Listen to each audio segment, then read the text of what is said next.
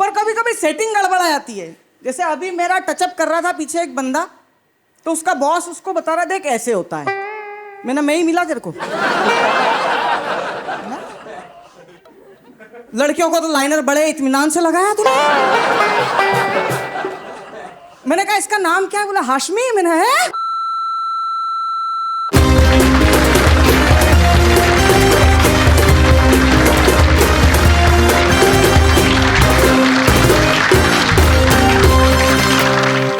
धन्यवाद, बहुत अच्छा बजाया आपने। एक बार अच्छा बजा दिया था।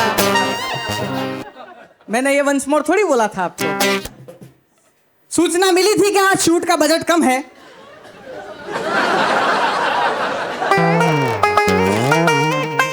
और जब आके देखा कि स्टैंड ही गायब है, तो इस बात की पुष्टि भी हो गई कि यकीनन बजट कम है। प्रोड्यूसर साहब, एक छोटी निक्कर वाली लड़की नहीं बुलाते तो हमारा स्टैंड आ जाता।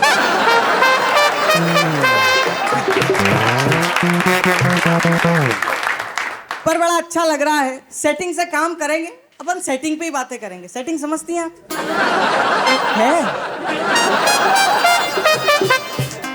है नहीं?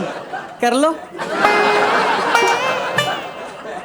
नहीं, किसकी नहीं होती है? आपने सेटिंग कर रखी है ना, देखो ना, टॉप के मैचिंग की कुर्सी ले रखी है आपने। लड़कियों को मैचिंग का कितना क्रेज होता है, शौक होता है। बड़ा अच्छा लग रहा है आप लोगों के सामने परफॉर्म करके। हमारे मित्र हैं संजय बंसल जी।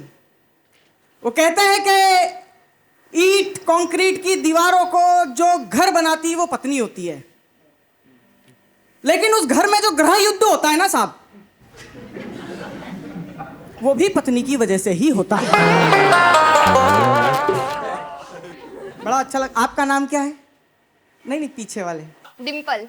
डिम्पल किसके गाल में पड़ती हो? तो बड़ा प्यारा नाम है डिम्पल। सारी बातें अपन आज सेटिंग की करेंगे। सेटिंग समझते हैं ना आप लोग? मिडिल क्लास से कौन कौन है, जरा हाथ खड़ा करके बताएं। सभी हैं। अपर क्लास से होते तो यहाँ नहीं बैठे होते। तो जो सेटिंग है ना, वो हम मिडिल क्लास वालों को बहुत अच्छे से आती है। मतलब अपनी चप्पल टूट जाने पर दूसरे प्लास्टिक आइटम को गर्म करके उसको चिपकाना, ये सेटिंग होती है ना? बहुत बातें हुई बीकॉम वालों की। बीकॉम वाले जो कर सकते हैं ना, वो दुनिया में कोई नहीं कर सकता। और जब दुनिया में कोई कुछ नहीं कर सकता,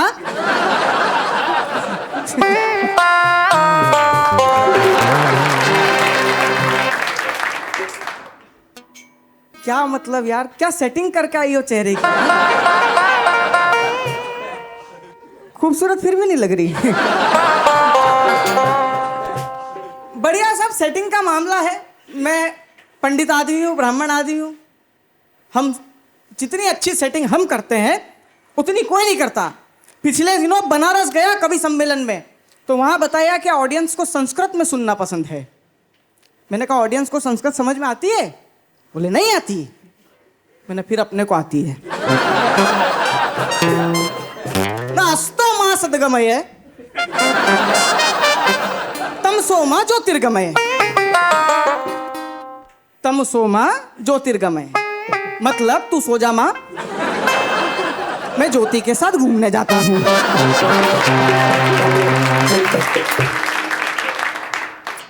पर कभी कभी सेटिंग गड़बड़ा जाती है। जैसे अभी मेरा टचअप कर रहा था पीछे एक बंदा, तो उसका बॉस उसको बता रहा देख ऐसे होता है। मैं ही मिला तेरे को। लड़कियों को तो लाइनर बड़े इत्मीनान से लगाया तूने। मैंने कहा इसका नाम क्या है? बोला हाशमी। मैंने है इतने बुरे दिन आ गए हाशमी के। तो साहब पंडिताई करके गुजारा चलता है। दाल रोटी मिल जाती है, दक्षिणा दान दक्षिणा मिल जाती है। पिछले दिनों ठाकुर साहब के खेत में सत्यनारायण भगवान की कथा रखी गई। किस किस ने सुनी है? सबने सुनी है? बहुत बढ़िया, संस्कार बाद लोग आप। सत्यनारायण भगवान की कथा, मतलब 4 बोतल वोदका के युग में आप सत्यनारायण भगवान की कथा सुन रहे हो। तो यकीनन आप में संस्कार है। लेकिन आपने घर में सुनी होगी, मैं खेत पे गया था कराने के लिए। खेत पे चबूतरा लगा, मैंने वो पुस्तक खोली सत्यनारायण भगवान की। मेरा मित्रों, बड़े हर्ष की बात है, आज से करोड़ों साल पहले सूत जी महाराज हजारों ऋषियों को संबोधित करते हुए बोले कि इतने में जोर से हवा चली। अब मैं खुद संभालू क्यों किताब संभालू? 4-5 पन्ने उड़ गए। पर ब्राह्मण का बच्चा कॉन्फिडेंस से काम करता हूं, इतने कॉन्फिडेंस से काम करता हूं कि जिंदे आदमी के मंत्र पढ़ दूं तो उसका श्राद्ध कर दूं। और मेरे प्रोग्राम में जो ताली नहीं बजाता है उसके अमूमन कर दिया करता हूं।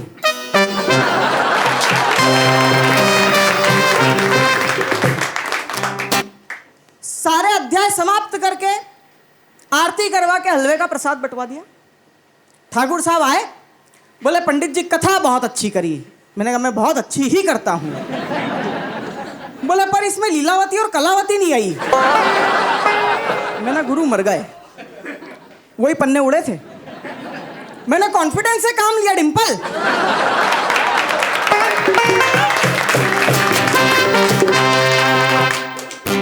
मैंने कहा देखो ठाकुर साहब, लीलावती और कलावती साधु नामक वैश्य के संभ्रांत घर की अच्छी महिला है।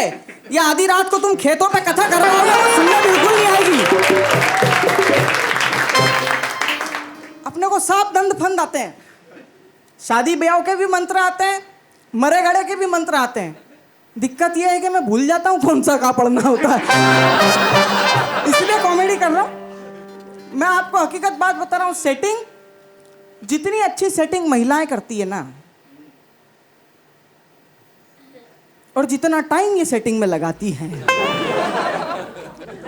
मतलब एक साड़ी के पल्लू की सेटिंग में 2.5 घंटे लगते हैं, और उसमें सास को भी बिठा लेगी और पति को भी बिठा लेगी। अब क्या करे, तुम्हारी सरकारी नौकरी और तुम्हारा स्टारडम, सेट तो तुम पल्ले ही कर रहे हो गुरु। पर देखिए क्या है, भावना है, आहत होती है। मित्रों, इंसानी स्वभाव ऐसा है ना कि जब दूसरे का बच्चा रोता है तो सिर में दर्द होता है, और जब अपना होता है तो दिल में दर्द होता है।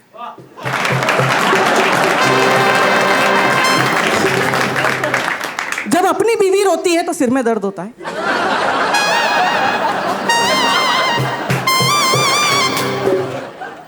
तुम लोगों ने बहुत जोर से पीटा गुरु, तुम दूसरों के बीवी के रोने के इंतजार में हो।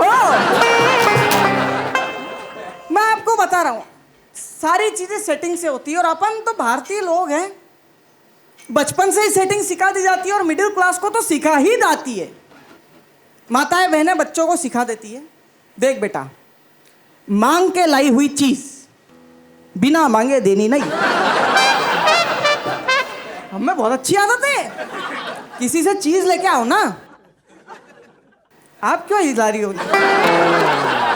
ये ब्लड रेड कलर की लिपस्टिक किससे मांग के लाई हो तुम? जब तक वो गरीब खुद मांगने ना आए तब तक नहीं देते। और 3 चीज जो आपने दी वो कभी नहीं मिलेगी, टोपी, चश्मा और पेन, कभी नहीं मिलता है। मेरा दोस्त है, उसके पास एक आ गया, बोले यार तेरी रजाई दे दे। उसने उठा के रजाई दे दी। उसका बाप आया, बोले रजाई क्यों दी? बोले पापा दोस्त था, बोले बोल देता बेटा फट गई। उसकी खोल में पाँव का अंगूठा अटक जाता है, उसको चूहे कुतर गए, उसमें से गंदी गंदी बदबू आती है। दूसरे दिन एक और आया, बोले रमेश तेरी लालटेन दे दे। रमेश चालू हुआ, बोले फट गई। उसकी खोल में पाँव का अंगूठा अटक जाता है, उसको चूहे कुतर गए। बोले तेरा दिमाग खराब है यार, लालटेन कैसे चूहे कुतरेंगे? ये तंगी देता क्यों नहीं है? लालटेन उठा के ले गया। रमेश का बाप फिर आया, बोले रमेश लालटेन कहाँ है? बोले पापा जैसा आपने बताया था वैसा मैंने बोला। बोले नहीं बेटा, इसका ऐसा बोलते हैं कि इसका कांच टूट गया, इसकी बत्ती आधी जलती आधी फड़फड़ फड़फड़ करती है, इसके पेंदे में छेद हो गया जिसमें से केरोसिन टपाटप टपाटप टपाटप टपाटप।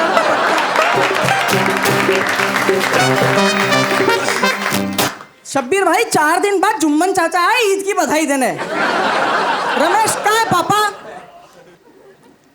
रमेश चालू हुआ, उनका तो कांच टूट गया, उनकी बत्ती आधी जलती आधी फड़फड़ है, उनके पेंदे में छेद हो गया जिसमें से केरोसिन टपाटप टपाटप टपाटप।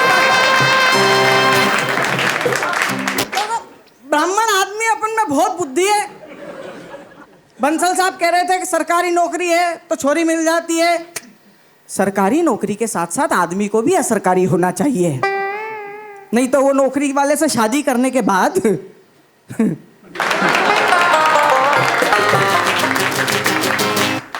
फिर आप गाना गाते रह जाओगे ना कोई उमंग है। मैं आपको बता रहा हूं, पिछले दिनों एक जैन साहब की शादी में गए। जैन साहब समझते हो ना, जो मिस कॉल मारने के बाद भी बैलेंस चेक कर ले। उनकी शादी में गए, दक्षिणा 1100 रुपए और हम 3 ब्राह्मण यार। तो एक मेरे से जो छोटा वाला था बोले, हिमांशु भाई इतनी महंगाई के जमाने में तीनों में 1100 है, कैसे करेंगे? मैंने सेटिंग बहुत खतरनाक चीज है साहब। अपना देश सेटिंग पे ही चल रहा है और आज से नहीं 1947 से चल रहा है। अंग्रेज कुछ ना ले जा सके देश से तो वो सेटिंग ही थी। हाँ बजा दो अगर अच्छा लग रहा है तो।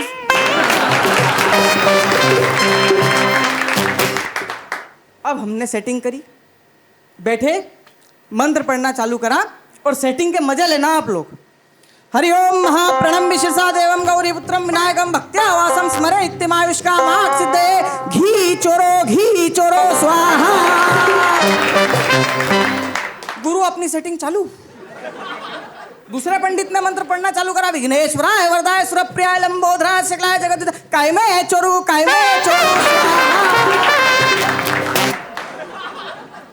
फिर तीसरा पंडित बोला, वक्रतुंड महाकाय सूर्यकोटि समप्रभा लोटे में ही चोर ले, लोटे में ही चोर ले। 2 किलो घी लोटे में चोर के दुल्हन के घुटने के पास। अब ये हमारी पूरी पिक्चर एक डोकरी ने देखी।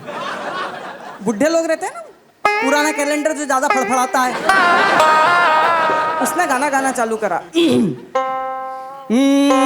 लोटे में घी चोरा है, लोटे में घी चोरा है और रख दिया दुल्हन तेरे घुटने के पास। दूसरे पंडित का दिमाग खराब हुआ, बोले ये कौन बोला? तो तीसरा पंडित बोला, बोले ये कल्याणी काकी बोली। मैंने बुलाओ कल्याणी काकी को। मैंने कहा, हे कल्याणी नारक रक्षा थस्से मसनी आदो मासी पूरण मासी आधा तेरा आधा मेरा स्वाहा।